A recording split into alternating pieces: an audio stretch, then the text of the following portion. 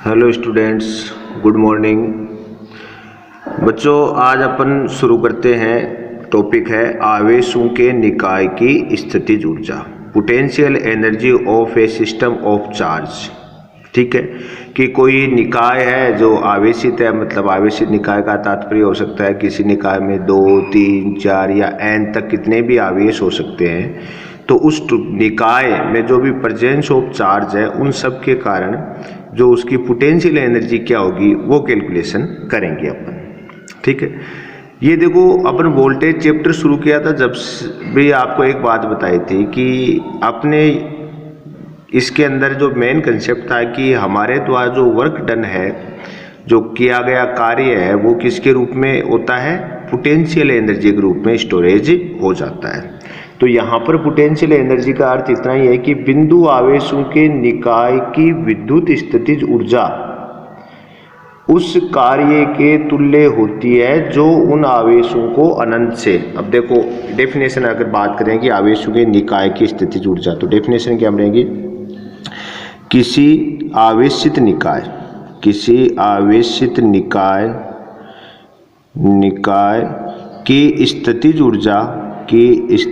ऊर्जा उस कार्य के तुल्य होगी जो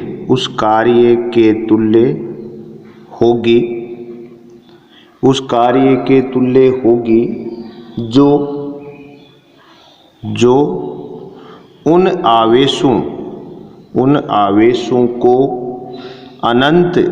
आवेशों को अनंत दूरी से निकाय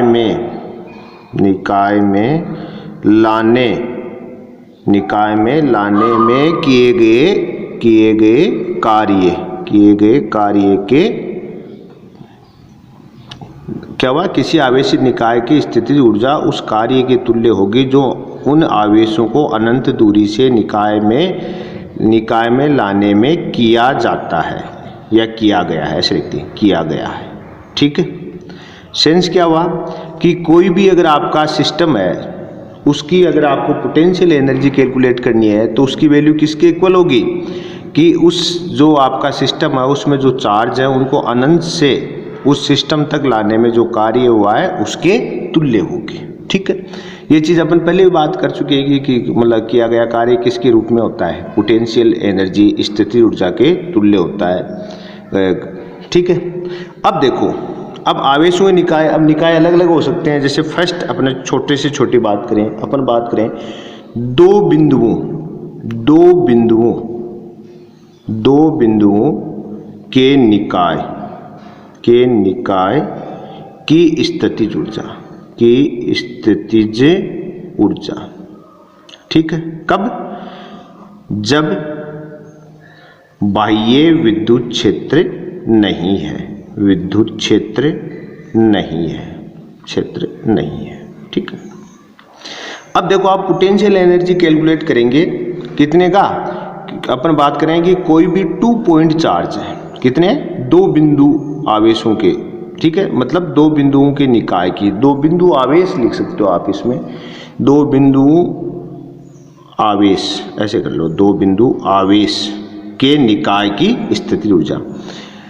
तो अपन पोटेंशियल एनर्जी कैलकुलेट करेंगे किसकी, कोई ऐसा अपना सिस्टम होगा जिसमें कितने हैं, सिर्फ 2, और कब, जब कोई एक्सटर्नल इलेक्ट्रिक फील्ड नहीं है, कि जब बाह्य विद्युत क्षेत्र नहीं है, एक्सटर्नल इलेक्ट्रिक फील्ड नहीं है। जैसे मान लो ये निकाय है, ठीक है, इस निकाय में अपन पॉइंट ले लें, एक तो ए पॉइंट है, एक बी पॉइंट है।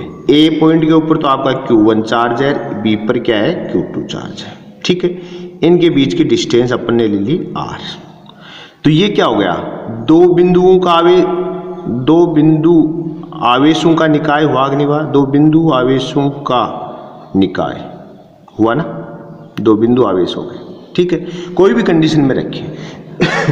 इसकी आपको क्या निकालनी है, विद्युत स्थितिज ऊर्जा।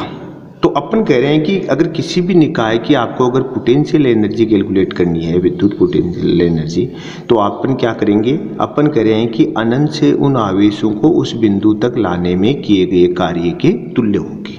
ठीक है। अब फर्स्ट कंडीशन लगाई है कि दो बिंदु आवेशों का तो निकाय की स्थिति ऊर्जा ज्ञात करनी है और कोई इलेक्ट्रिक फील्ड यहाँ पर बाह्य कोई है नहीं, मतलब यहाँ पर कोई इलेक्ट्रिक फील्ड पहले नहीं था, इलेक्ट्रिक फील्ड की वैल्यू क्या है 0। तो कैसे करें, देखो मान लो शुरुआत में ये आपका ऐसा होगा निकाय खाली, ठीक है। आप यहाँ से कोई इनफाइनाइट डिस्टेंस से, कितनी इनफाइनाइट डिस्टेंस से कोई Q1 चार्ज को पॉइंट A तक लाए, Q1 चार्ज को, तो अपन कह सकते हैं Q1 आवेश को अनंत से, Q1 आवेश को अनंत से बिंदु A तक लाने में किया गया कार्य W1 है 2। अपन को इनफाइनाइट लेंथ से कहाँ से लेके आ रहे हैं, कोई Q1 चार्ज को कहाँ तक ला रहे हैं, निकाय में बिंदु A तक, तो W1 इज इक्वल टू क्या होगा Q1 इंटू V, ठीक है। अब देखो आप यहाँ पर कोई वोल्टेज है क्या, नहीं, क्योंकि हमने कहा क्या कहा कि इलेक्ट्रिक फील्ड क्या है 0, तो अपन कहेंगे W1 is equal to Q1 into 0, तो W1 इज इक्वल टू आ गया 0, ठीक। क्यों V इज इक्वल टू 0, क्यों, क्योंकि E बराबर भी क्या है 0, और यहाँ पर आपने Q1 ला के रख दिया, ठीक। अब आप ऐसे कोई इनफाइनाइट डिस्टेंस से लेकर आ रहे हो, कहीं से यहाँ से लाकर मान लो कोई बिंदु B तक आप कोई Q2 आवेश को लेके आए, Q2 चार्ज को इनफाइनाइट डिस्टेंस तक, ठीक है। तो वही चीज Q2 आवेश को अनंत से, Q2 आवेश को अनंत से बिंदु B तक लाने में किया गया कार्य W2 है, तो क्या लिखोगे W2 is equal to Q2 into V1, ठीक है। अब यहां पर V1 की वैल्यू क्या होगी, V1 होगा Q1 आवेश के कारण विभव, Q1 आवेश के कारण विभव। देखो आप ये चीज समझिएगा आप, क्योंकि देखो अब Q1 जब लेकर आए थे जब तो इस निकाय में कोई भी आवेश नहीं था, लेकिन अब देखो अब Q2 लेके आ रहे हो, तो उस स्थिति में पहले से प्रेजेंट कौन है, Q1 है, तो पहले से आवेश कौन विद्यमान है, Q1 है, तो Q1 के कारण यहाँ पर कोई न कोई इससे R डिस्टेंस पर कोई न कोई वोल्टेज तो होगा, तो जब यहाँ पर आप Q2 को लेकर आओगे तो इनके बीच की डिस्टेंस R है, तो आप भी जानते हो V1 की वैल्यू क्या होगी KQ1 अपॉन R1, बिंदु R1 की बजाय अगर R1 आ तो R आ जाएगा, आपने डिस्टेंस R ही मानी है, तो बिंदु A पर जो Q1 आवेश है उसके कारण बिंदु B पर वोल्टेज क्या होगा V1 बराबर KQ1 अपॉन R, तो W2 इज इक्वल टू क्या आ गया Q2 into KQ1 upon R, तो W2 is equal to KQ1 Q2 upon R, ये आपका कार्य आ गया, ठीक है।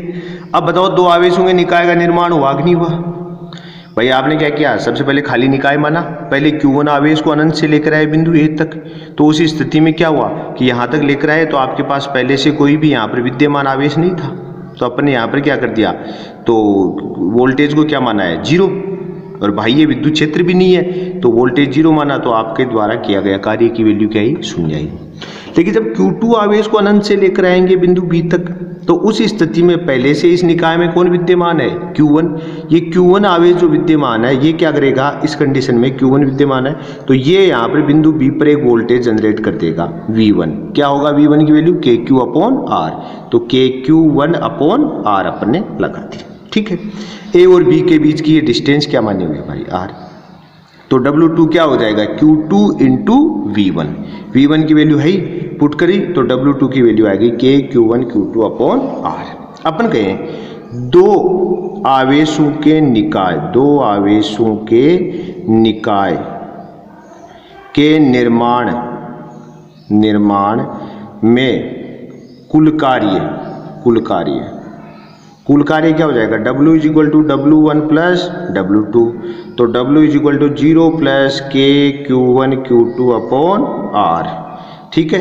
तो ये आपका W आ गया K(Q1 Q2 अपॉन R। ये आपका टोटल किया गया कार्य आ गया दो आवेशों के निकाय के निर्माण में। और सेकेंडरी क्या है, यहाँ पर इलेक्ट्रिक फील्ड भी क्या है, 0 माना हुआ है। अब इस कंडीशन में आ गया। अब अपन जानते हैं W बराबर क्या है, U, ऊपरी ऊपर पटा। किसी आवेशित निकाय की स्थिति ऊर्जा उस कार्य के तुल्य होगी कि नहीं होगी जो उन आवेशों को अनंत दूरी से निकाय में लाने में किया जाता है। तो अपन कह सकते हैं अतः दो आवेशों के निकाय की स्थितिज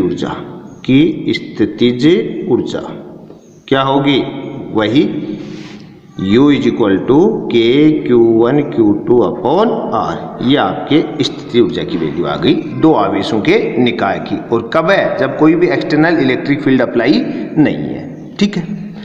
अब दो से ज़्यादा की भी हो सकती है। आपसे कह कहते हैं कि भाई आपको कैलकुलेट करना है किसके लिए, दो से ज़्यादा। आपसे कहते हैं दो से अधिक बिंदु आवेशों के निकाय के कारण स्थितिज ऊर्जा निकालो। मतलब electrostatics potential energy of A system of more than 2 point charge. अगर क्या कहते हैं, दो से अधिक आवेशों के निकाय की स्थितिज ऊर्जा। अब क्या कर रहे हैं अपन, दो की बजाय ज़्यादा ले रहे हैं। मतलब क्या हो गया, आपको निकालना है electrostatics potential energy of A system of more than 2 point charge, 2 point charge से ज़्यादा की बात कर रहे हैं। ठीक है। मतलब अगर आप दो से ज़्यादा का कोई भी निकाय है, उस दो से ज़्यादा आवेशों का निकाय है, तो उसकी रहे। तो जैसे वही चीज़ ले लो आप, ये कोई निकाय ले लो। अब सबसे पहले क्या लेके आओ आप, Q1 इनफाइनाइट से किस पे लेके आए, पॉइंट ए पर। तो क्या होगा, W1 क्या होगा, Q1 आवेश को निकाय में लाने में किया गया कार्य। ठीक है। तो W1 = क्या हो जाएगा, Q1 × V, और V बराबर क्या है, 0। तो W1 = Q1 × 0 बराबर 0। क्यों, क्योंकि जब आप पहला आवेश लाओगे तो यहाँ पर क्या होगा, कार्य का मान 0। क्योंकि अपने electric field, outer electric field है, जो एक्सटर्नल इलेक्ट्रिक फील्ड है, उसको क्या मान रहे हैं, 0 के निकाय में शुरुआत में यहाँ पर कुछ भी नहीं है।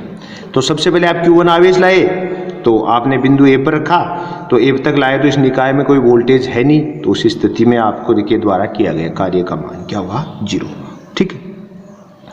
ऐसे मान लो आप Q2 आवेश है, उसको इनफाइनाइट डिस्टेंस से कोई पॉइंट बी तक ला रहे हो। कहाँ तक ला रहे हो, बी तक। तो अपन कहेंगे W2 Q2 आवेश को निकाय में लाने में किया गया कार्य। ठीक है। तो W2 = क्या होगा, Q2 × V1। क्यों, क्योंकि जब Q2 आवेश यहां पर आएगा तो उस समय पहले से विद्यमान कौन रहेगा, Q1। तो V1 बराबर क्या होगा, K। अब इन दोनों के बीच की डिस्टेंस मान लें, Q1 और Q2 के बीच की डिस्टेंस क्या मान लें आप, कोई R12 मान लो। तो K Q1 अपॉन R12। तो W2 = Q2 × K Q1 upon R12। तो W2 = K Q1 Q2 upon R12। ये आप दूसरा आवेश लाए तो किया गया कार्य हो गया। क्योंकि जब Q2 आवेश को लाओगे तो उस समय आपके निकाय में Q1 पहले से विद्यमान है। तो पहले से विद्यमान आवेश के कारण यहाँ कोई ना कोई वोल्टेज हो जाएगा, जिसको अपन ने क्या मान लिया, V1। और V1 की वैल्यू क्या हो जाएगी, KQ अपॉन R। तो K Q1 और इन दोनों के बीच की दूरी क्या मान लिया अपन ने, 1 2। ठीक है। अब ऐसे यहाँ से कोई आप इनफाइनाइट डिस्टेंस से यहाँ कहीं पर कोई लेके आए Q3। ठीक है। इनफाइनाइट डिस्टेंस से Q3 आवेश ले। ठीक है। तो इन दोनों के बीच की दूरी मान लें अपन R13 और इन दोनों के बीच की दूरी मान लें R23। अब देखो आप जब आप Q3 आवेश को लाएंगे तो उस कंडीशन में आपके पास पहले से Q1 व Q2 दोनों विद्यमान हैं। तो अपन लिखेंगे Q3 आवेश को निकाय में लाने में किया गया कार्य। तो क्या होगा, W3 इज इक्वल टू क्या लिखोगे आप, Q3V1 प्लस Q3V2। क्यों? क्योंकि V1 इसके कारण भी यहाँ पर वोल्टेज होगा और इस Q2 के कारण भी वोल्टेज होगा, इस कारण दोनों के कारण वोल्टेज अलग अलग होगा। तो V1 की वैल्यू तो क्या होगी यहाँ पर KQ1 अपॉन R13 और V2 इज इक्वल टू क्या होगा KQ2 अपॉन R23। यहाँ से Q1 से यहाँ तक की डिस्टेंस क्या R13 और Q2 से यहाँ तक की डिस्टेंस क्या मानी आपने R23। ठीक है, तो अब यहाँ पर अपन लगा दें तो देखो W3 is equal to KQ1 upon R13 into Q3 और प्लस क्या हो जाएगा KQ2 upon R23 into Q3। ठीक है, तो W3 की वैल्यू आ गई KQ1 Q3 upon R13 plus KQ2 Q3 upon R23। ये आपका तीसरा आवेश लेकर आए तो उस स्थिति में किया गया कार्य। अब जब 3 आवेशों के निकाय का निर्माण किया आपने और उस स्थिति में आपने क्या देखा कि उस कंडीशन में हमने देखा कि पहले वाले आवेश को लाए तो कार्य 0 आया क्योंकि यहाँ पर कोई वोल्टेज था ही नहीं। दूसरा लेकर आए तो Q1 आवेश पहले से विद्यमान था, उसके कारण वोल्टेज था, तो अपने कह दिया कि Q2 V1 की वैल्यू KQ1 R12, तो कार्य की वैल्यू आ गई। और तीसरा आवेश लाए तो Q2 और Q3 दोनों विद्यमान थे, Q1 और Q2, तो Q1 के कारण वोल्टेज V1, Q2 के कारण वोल्टेज V2, तो V1 और V2 की वैल्यू अप्लाई करके अपने यहाँ पर निकाल। अच्छा, अपन बात करें निकाय के निर्माण में किया गया कुल कार्य। ठीक है, कुल कार्य क्या होगा, W is equal to W1 plus W2 plus W3। तो W is equal to W1 की वैल्यू 0, W2 की value KQ1 Q2 upon R12 plus W3 की value KQ1 Q3 upon R13 plus KQ2 Q3 upon R23। तो ये अपना, और W is equal to क्या होगा U, किया गया कार्य किसके तुल्य होता है, स्थितिज ऊर्जा के। तो U बराबर आ गया KQ1 Q2 R12 plus KQ1 Q3 R13 plus KQ2 Q3 R23। ठीक है, ये आपके 3 आवेशों के निकाय की स्थितिज ऊर्जा आ गई। जब क्या लिया अपन ने, एक्सटर्नल इलेक्ट्रिक फील्ड क्या ले रखा है, 0। देखो वो एक ही कंसेप्ट है, किसी भी निकाय की स्थितिज ऊर्जा क्या होगी, अनंत दूरी से आवेशों को उस निकाय में लाने में किया गया कार्य के तुल्य होती है। ठीक है, अब 3 आवेशों के निकाय के निर्माण किया अपन ने। जब बाह्य विद्युत क्षेत्र क्या है, 0, तो पहले Q1 लाए, तो Q1 आवेश लाए तो उस स्थिति में क्या हुआ, निकाय खाली था, कोई आवेश नहीं था, तो वोल्टेज की वैल्यू 0, तो किया गया कार्य 0 आ गया। Q2 लाए तो पहले से विद्यमान कौन था, Q1, उस कंडीशन में हमारे पास W2 की वैल्यू आ गई Q2 इंटू V1 की वैल्यू क्या होगी KQ1 अपॉन R12, इनके बीच की डिस्टेंस, तो W2 आ गया। ऐसे जब Q3 लेकर आए तो उस कंडीशन में देखो Q1 और Q2 पहले से विद्यमान थे, तो इन दोनों के बीच का और इन दोनों के बीच का, तो W3 की कंडीशन में लगा दिया Q3 V1 plus Q3 V2। V1 क्या होगा KQ1 अपॉन R13, Q1 और Q3 के बीच की दूरी, और V2 क्या हो जाएगा KQ2 R23, Q2 और Q3 के बीच की दूरी रखा, कार्य की वैल्यू आ गई।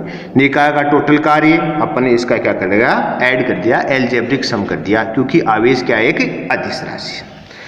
ये तो सब अपने कब क्या ज्ञात किया, जब एक्सटर्नल इलेक्ट्रिक फील्ड क्या है, 0 है। अगर अपन कह दें